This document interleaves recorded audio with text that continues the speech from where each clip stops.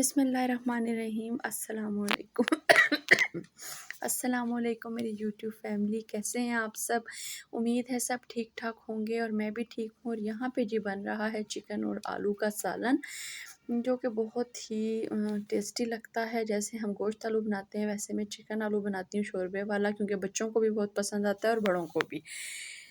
तो जी ये तो बन गया सालन। तो जी ये बच्चों की फरमाइश थी, कुछ अपना भी दिल था, तो यम कैफ़े है वाह में, वहाँ से ये चीज़ें मंगवाई। तो असल में जी मैंने आपसे रेमेडी शेयर करनी है कफ एंड कोल्ड की, जिसमें ये दालचीनी डलेगी, लौंग डलेंगे और ये मुलहट्टी के स्टिक डलेगी, अदरक डलेगी और ये टी बैग डलेगा।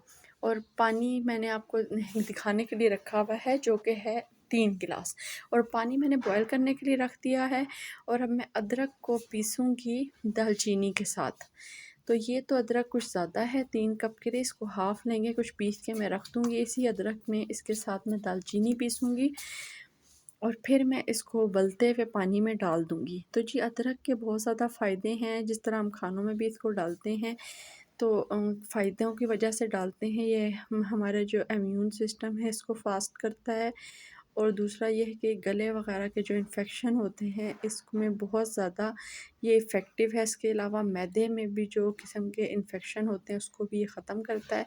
तो क्योंकि मेरे बच्चों को खांसी लगी हुई थी और किसी चीज़ से ठीक नहीं हो रही थी, तो मैंने ये रेमेडी ट्राई की। तो मैंने कहा आजकल ये इशू बहुत ज़्यादा है बच्चों और बड़ों में, तो मैंने कहा मैं अपनी यूट्यूब फैमिली में भी शेयर करूँ। तो ये जी मैंने सारी चीज़ें डाल दी हैं उबलते हुए पानी में।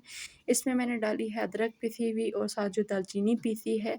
इसमें हाफ़ मैंने डाली है मुलहट्टी की वो स्टिक और सौंफ थोड़ी सी डाली है, टी बैग डाला है और 3 लौंग डाले हैं। टी बैग और सौंफ इसलिए डाला है कि बहुत ज़्यादा गर्म हो जाती है इसलिए, और दूसरा ये बहुत ज़्यादा इफ़ेक्टिव है। लाइक और सब्सक्राइब